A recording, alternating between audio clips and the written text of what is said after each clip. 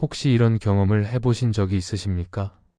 대화 도중 상대의 표정이 잠깐 굳는 것을 보고 아무 잘못도 하지 않았는데 가슴이 철렁 내려앉았던 순간 말입니다. 그 한순간의 미세한 변화가 온종일 마음에 남아 내가 무슨 실수를 했는지 되짚어보며 잠을 설친 밤이 있지 않으셨습니까? 회의 중에 윗사람의 미간이 살짝 좁혀지는 것을 보고 하려던 말을 삼켜버린 적이 있지 않으셨습니까? 친구와 대화하다가 상대가 잠시 말을 멈추자 내가 무언가 잘못 말했나 싶어 급히 화제를 돌려본 적이 있지 않으셨습니까? 우리는 보통 그런 마음을 배려라고 부릅니다.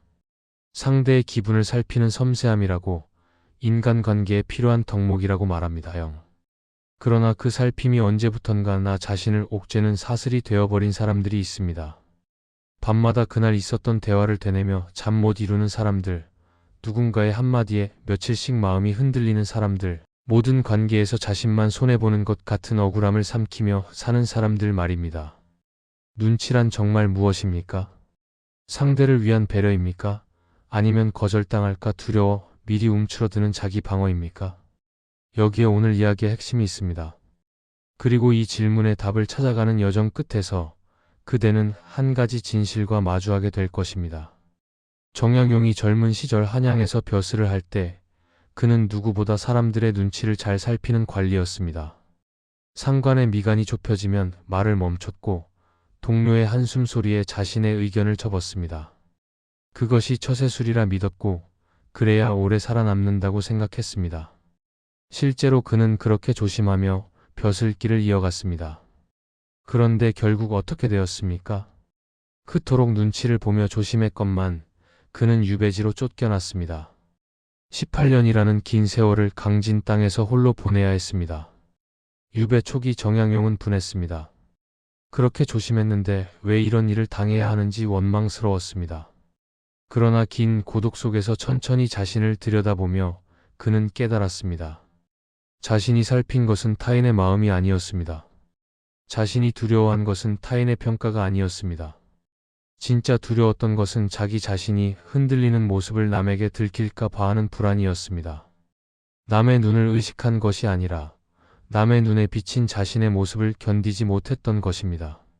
많은 사람들이 눈치를 보면서도 그것이 배려라고 착각합니다. 상대를 위해 양보하는 것이라고, 관계를 지키기 위한 노력이라고 포장합니다. 그러나 진정한 배려는 내 중심이 있을 때 비로소 가능합니다. 나 자신이 흔들리는 상태에서 하는 양보는 배려가 아니라 자기 포기에 가깝습니다. 그 포기가 쌓이면 언젠가 내 안에서 억눌렸던 분노와 서러움이 한꺼번에 터져나옵니다. 그때 가서야 비로소 묻게 됩니다. 나는 왜 이렇게까지 남의 눈치를 보며 살았던가? 오늘 이 이야기는 눈치를 완전히 버리라는 말씀이 아닙니다. 사람 사이에서 상대를 살피는 마음은 자연스러운 것입니다. 다만 그 살핌이 나를 지우는 방향으로 흘러가고 있다면 이제는 멈추고 방향을 돌려야 할 때입니다.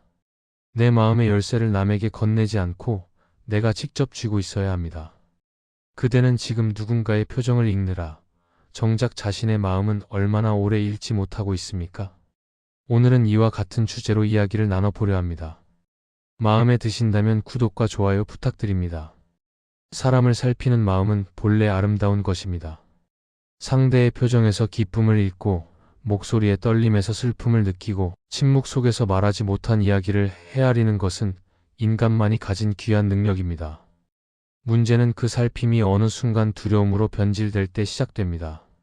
상대를 이해하려는 마음이 어느새 상대에게 거절당하지 않으려는 불안으로 바뀌어버리는 것입니다. 정약용이 과거에 급제하고 처음 조정에 나아갔을 때의 일입니다.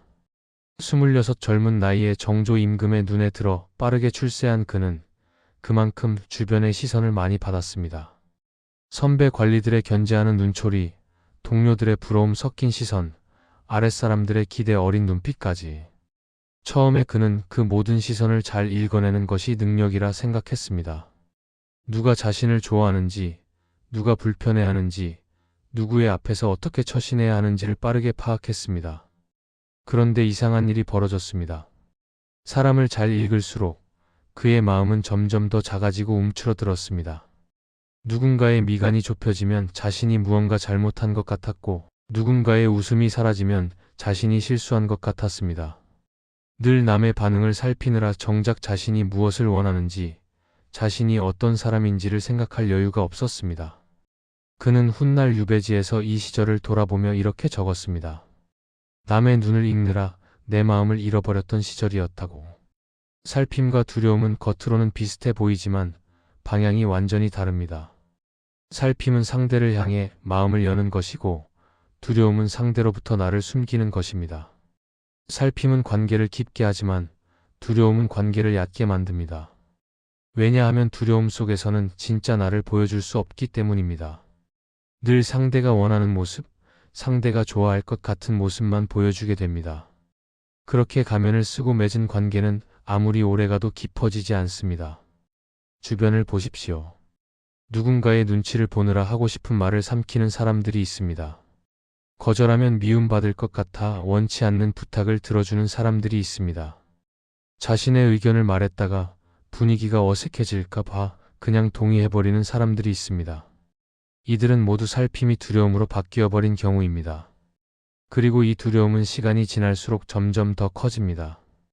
처음에는 큰 일에서만 눈치를 보다가 나중에는 사소한 일에서도 눈치를 보게 됩니다. 밥을 먹으면서도, 길을 걸으면서도, 심지어 혼자 있으면서도 남이 어떻게 생각할까를 걱정하게 됩니다. 그대는 지금 어디에 서 있습니까? 상대를 살피는 것입니까? 아니면 상대를 두려워하는 것입니까? 이 둘을 구분하는 것이 첫 번째 걸음입니다. 살핌은 남겨두되 두려움은 내려놓아야 합니다. 상대의 마음을 헤아리는 것은 좋지만 상대의 반응에 내 존재의 가치를 걸어서는 안 됩니다. 정약용이 유배지에서 깨달은 것도 바로 이것이었습니다. 남을 살피되 나를 잃지 않는 것, 그것이 관계의 진짜 기술이라는 것을 말입니다. 배려와 비굴함 사이에는 한 끗 차이가 있습니다. 그 한 끗은 바로 내 안에 중심이 있느냐 없느냐입니다. 어느 모임에나 한 사람쯤은 있습니다. 누구보다 먼저 괜찮다고 말하는 사람, 자기 의견은 접어두고 남의 의견에 맞추는 사람, 불편한 일이 생겨도 웃으며 넘기는 사람 말입니다. 언뜻 보면 이런 사람들은 배려심이 깊고 관계를 원만하게 유지하는 것처럼 보입니다.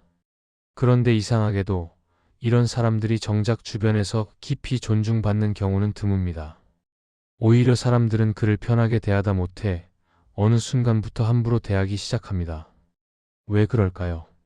눈치를 많이 볼수록 존중은 멀어지는 이 이상한 현상의 비밀은 무엇일까요?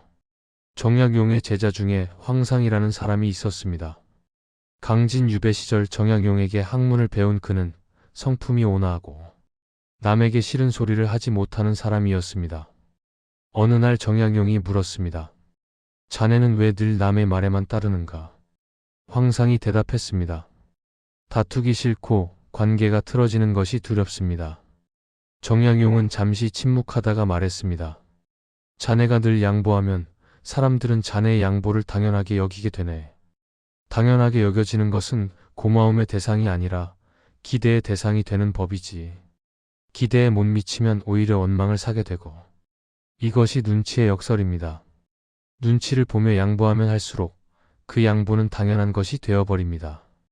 처음에는 고마워하던 사람들도 점점 그것을 기본값으로 여기게 됩니다. 그러다 어느 날 양보하지 않으면 사람들은 고마워하기는커녕 왜 갑자기 달라졌느냐고 불편해합니다. 양보하는 사람은 억울합니다. 그동안 그렇게 참고 맞춰왔는데 단 한 번 내 의견을 말했다고 관계가 틀어지다니. 그러나 그것은 상대의 잘못만이 아닙니다. 스스로 기준을 낮춰놓고 상대가 그 낮은 기준에 맞춰 대해온 것일 뿐입니다. 한 중년의 여인이 있었습니다. 그녀는 30년 넘게 집안의 모든 살림을 도맡아 하면서도 한 번도 불평하지 않았습니다.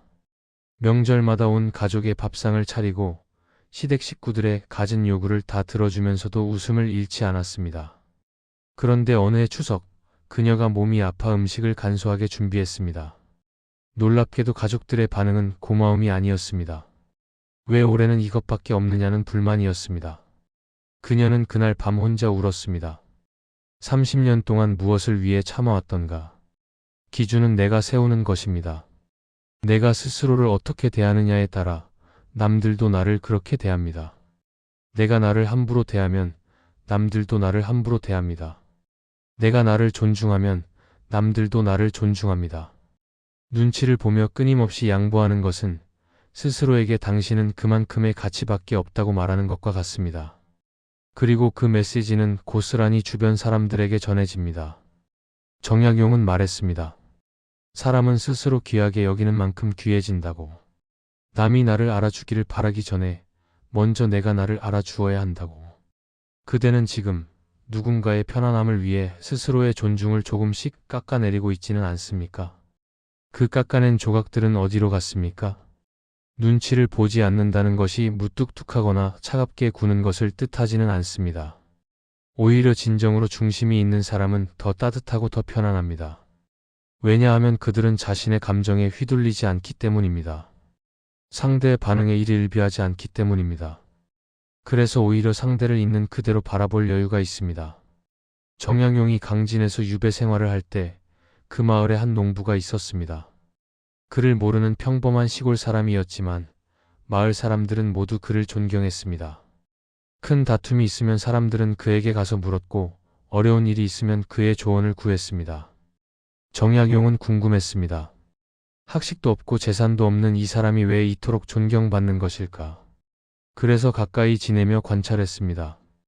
그 농부에게는 한 가지 특별한 점이 있었습니다. 그는 말을 많이 하지 않았지만 한 번 말하면 분명했습니다. 예라고 할 때는 확실히 예라고 했고 아니라고 할 때는 분명히 아니라고 했습니다. 누가 억지로 부탁해도 할 수 없는 일은 정중하게 거절했습니다. 그런데 신기하게도 거절당한 사람들도 그를 미워하지 않았습니다. 오히려 그가 예라고 한 말에는 더 큰 신뢰를 보냈습니다. 그의 예가 진짜 예라는 것을 알았기 때문입니다. 어느 날 정약용이 그에게 물었습니다. 어떻게 하면 거절하면서도 미움받지 않을 수 있는가? 농부는 웃으며 대답했습니다. 미움받지 않으려고 거절하는 게 아니라 내가 할 수 있는 일과 없는 일을 분명히 알기 때문입니다. 내가 분명하면 상대도 분명해집니다. 내가 흐리면 상대도 흐릿해지고 그러면 서로 기대가 어긋나 결국 미움이 생깁니다. 정약용은 이 말을 오래 되새겼습니다. 그리고 깨달았습니다. 거절이 미움을 사는 것이 아니라 불분명함이 미움을 산다는 것을. 눈치를 보며 애매하게 대답하면 상대는 자기 마음대로 해석합니다. 나중에 그 해석과 현실이 다르면 그때 분노가 터집니다. 차라리 처음부터 분명하게 말하는 것이 서로를 위한 일입니다. 중심을 지킨다는 것은 이런 것입니다. 자신이 무엇을 할 수 있고 무엇을 할 수 없는지를 아는 것, 그것을 상대에게 분명히 전달하는 것, 그러면서도 상대를 존중하는 태도를 잃지 않는 것. 그래서 중심이 있는 사람의 거절은 차갑지 않습니다. 오히려 단정합니다. 깔끔하고 명확하되 따뜻함이 느껴집니다. 그대는 오늘 하루 누군가에게 대답하기 전에 잠시 멈추어 본 적이 있습니까? 숨을 한번 고르고 내가 정말로 할 수 있는 일인지 아닌지를 생각해 본 적이 있습니까? 급하게 예라고 했다가 나중에 후회한 적은 없습니까? 또는 분명히 아니라고 말해야 할 상황에서 애매하게 얼버무린 적은 없습니까? 단정함은 연습으로 길러집니다. 오늘 한 가지만 시작해 보십시오. 대답하기 전 3번 숨을 쉬는 것입니다. 그 짧은 순간이 내 중심을 확인하는 시간이 됩니다.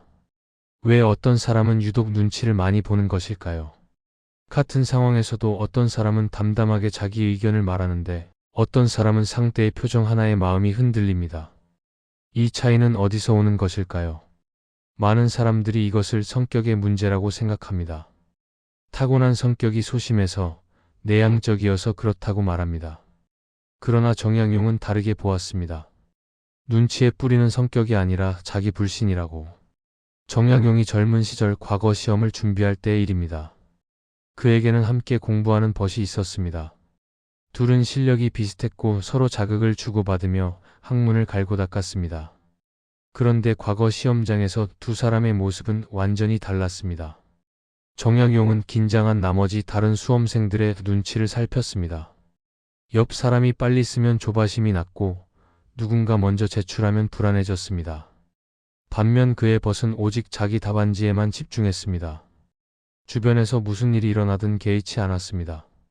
시험이 끝나고 정약용이 물었습니다. 자네는 어떻게 그리 흔들리지 않을 수 있는가? 벗이 대답했습니다. 나는 내가 준비한 것을 믿기 때문이네. 내가 틀릴 수도 있지만 그건 준비가 부족했다는 뜻이지 내가 부족하다는 뜻이 아니네. 정양용은 그 말이 가슴에 깊이 박혔습니다. 자신이 흔들렸던 것은 다른 수험생들 때문이 아니었습니다. 스스로를 믿지 못했기 때문이었습니다. 눈치를 많이 보는 사람들의 마음속에는 공통된 두려움이 있습니다. 내가 틀리면 어쩌지? 내가 이상하게 보이면 어쩌지? 내가 거절당하면 어쩌지? 이 모든 두려움의 핵심은 내가라는 단어입니다. 상대가 무서운 것이 아니라 상대 앞에서 부족하게 보일 내가 무서운 것입니다. 상대의 평가가 무서운 것이 아니라 그 평가에 무너질 내가 무서운 것입니다. 그러므로 눈치에서 벗어나는 길은 남을 신경 쓰지 않는 것이 아닙니다. 나를 신뢰하는 것입니다. 내가 틀릴 수도 있다는 것을 인정하되 틀리는 것이 내 존재의 가치를 훼손하지 않는다는 것을 아는 것입니다. 내가 거절당할 수도 있다는 것을 받아들이되 거절이 나라는 사람 전체에 대한 부정이 아니라는 것을 이해하는 것입니다. 정양용은 유배 시절 수많은 실패와 좌절을 겪었습니다. 개혁을 꿈꾸었지만 실현하지 못했고 가족과 떨어져 오랜 세월을 보내야 했습니다. 그러나 그는 무너지지 않았습니다. 왜냐하면 실패가 자신의 전부를 부정하지 않는다는 것을 알았기 때문입니다. 그는 실패 속에서도 글을 쓰고 제자를 가르치고 자신만의 길을 걸었습니다. 그것이 자기 신뢰입니다. 그대는 지금 남이 무서운 것입니까? 아니면 남 앞에서 흔들리는 자신이 무서운 것입니까? 이 질문에 솔직하게 답할 수 있을 때 눈치의 뿌리가 보이기 시작합니다. 많은 사람들이 눈치에서 벗어나기 위해 자신을 바꾸려고 합니다. 성격을 고치려 하고 대담해지려 하고 강해지려 합니다. 그러나 그렇게 마음먹어도 같은 상황이 반복되면 다시 눈치를 보게 됩니다. 왜 그럴까요? 문제가 성격이 아니기 때문입니다. 진짜 문제는 그 사람이 머무르고 있는 장면, 즉 관계와 환경에 있습니다. 정약용이 유배되기 전 그는 조정이라는 장면 안에 있었습니다. 그 장면에서 그는 늘 긴장해야 했고 눈치를 보아야 했고 자신을 숨겨야 했습니다. 그것이 그 장면의 규칙이었기 때문입니다. 아무리 마음을 다잡아도 그 장면 안에 있는 한 그는 자유로울 수 없었습니다. 그런데 유배지 강진으로 오면서 장면이 바뀌었습니다.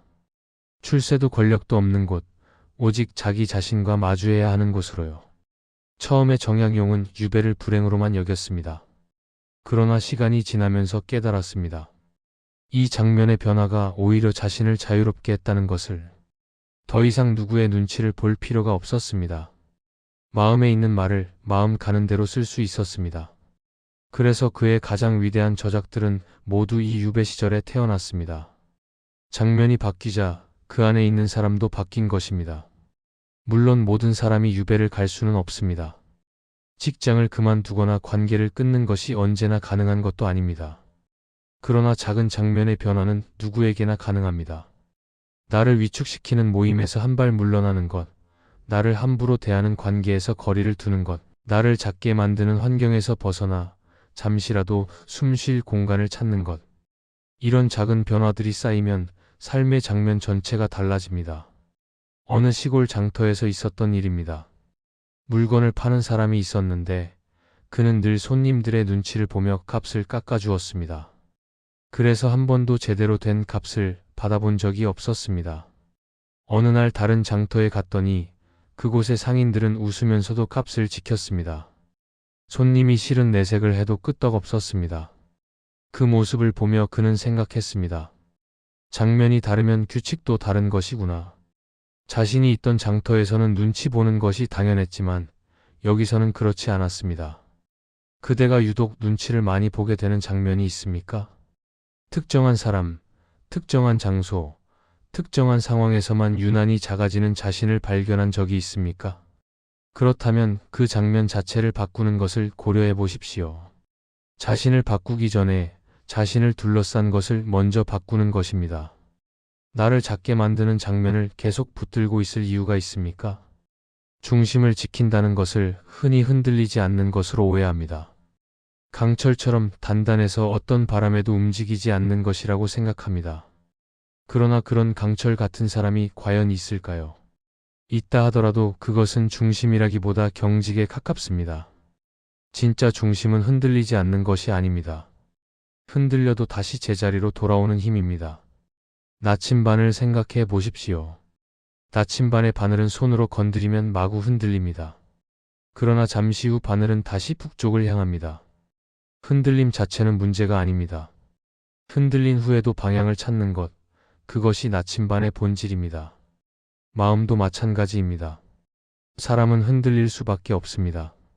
누군가의 말에 상처받고 예상치 못한 상황에 당황하고 자기 실수에 좌절합니다.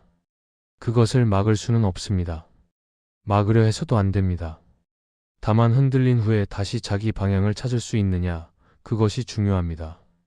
정약용은 유배 18년 동안 수없이 흔들렸습니다. 가족이 그리워 눈물을 흘렸고, 불의에 분노하여 잠을 이루지 못했고, 미래가 불투명하여 좌절했습니다. 그러나 그는 매번 다시 일어났습니다. 글을 쓰고 제자를 가르치고 농사 짓는 법을 연구했습니다. 그에게 흔들림은 끝이 아니었습니다. 잠시 방향을 잃었다가 다시 찾아가는 과정이었습니다. 그래서 그의 유배 시절이 그토록 풍요로운 저술의 시간이 될 수 있었습니다. 눈치를 많이 보는 사람들은 흔들리는 자신을 용납하지 못합니다. 조금만 당황해도 자신을 나무라고, 조금만 실수해도 자신을 미워합니다. 내가 왜 이렇게 약한가, 왜 이렇게 한심한가 하며 스스로를 다그칩니다. 그런데 이 다그침이야말로 눈치를 더 키웁니다. 흔들리는 것이 죄가 되면 흔들릴까 봐 두려워하게 됩니다. 두려워하면 더 많이 흔들립니다. 악순환입니다. 반대로 흔들림을 자연스러운 것으로 받아들이면 어떻게 될까요? 그래, 나는 지금 흔들리고 있구나. 저 사람의 말에 상처를 받았구나. 그것을 인정하고 잠시 그 감정과 함께 있습니다. 그리고 조용히 자기 방향을 확인합니다. 내가 가려는 곳은 어디인가?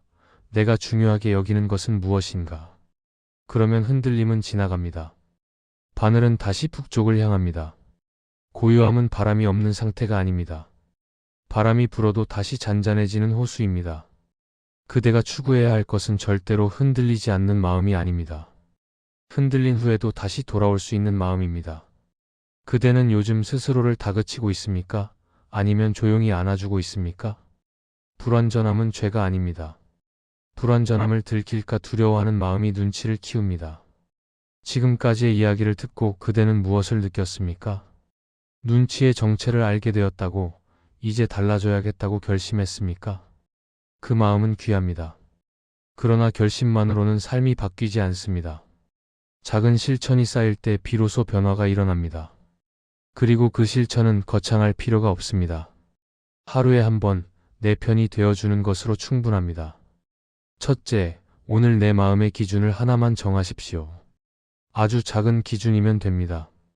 오늘은 점심 메뉴를 남이 정하는 대로 따르지 않고 내가 먹고 싶은 것을 말해보겠다. 이 정도면 충분합니다. 거창한 결심보다 이렇게 작은 기준 하나가 더 효과적입니다. 둘째, 대답하기 전에 한번 숨을 고르십시오. 누군가 부탁을 하거나 의견을 물을 때 바로 대답하지 마십시오. 3번 숨을 쉬는 동안 내 마음을 확인하십시오. 정말로 하고 싶은가, 할 수 있는가, 해야 하는가. 이 짧은 시간이 급한 대답을 막고 후회를 줄여줍니다. 셋째, 거절은 길게 설명하지 말고 담백하게 끝내십시오. 많은 사람들이 거절할 때 장황하게 이유를 댑니다. 미안한 마음에 또는 상대를 납득시키려는 마음에서입니다. 그러나 설명이 길어질수록 거절은 흐려집니다. 지금은 어렵습니다. 이 한마디면 됩니다. 넷째, 상대에 대한 기대를 줄이십시오. 눈치의 많은 부분은 기대에서 옵니다. 상대가 내 마음을 알아주기를, 상대가 고마워해 주기를, 상대가 나를 좋게 봐주기를 기대합니다. 그 기대가 충족되지 않으면 실망하고, 실망은 더 많은 눈치로 이어집니다. 기대를 줄이면 실망도 줄고 눈치도 줄어듭니다. 다섯째, 상대의 얼굴보다 내가 해야 할 일을 먼저 보십시오.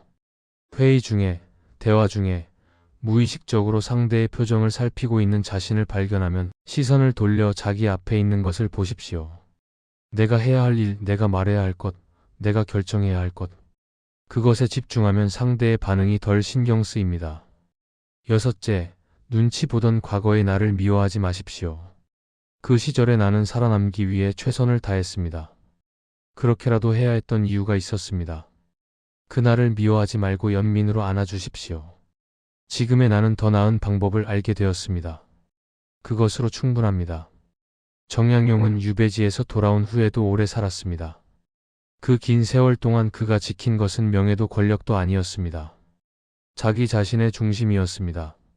남의 눈치를 보며 흔들리던 젊은 시절의 자신을 그는 결국 넘어섰습니다. 그대도 할 수 있습니다. 오늘부터 하루에 한 번만 내 편이 되어 주십시오. 그것이 쌓이면 삶이 달라집니다. 나는 내 마음의 주인을 다시 내가 하겠다. 이 한마디를 기억하십시오.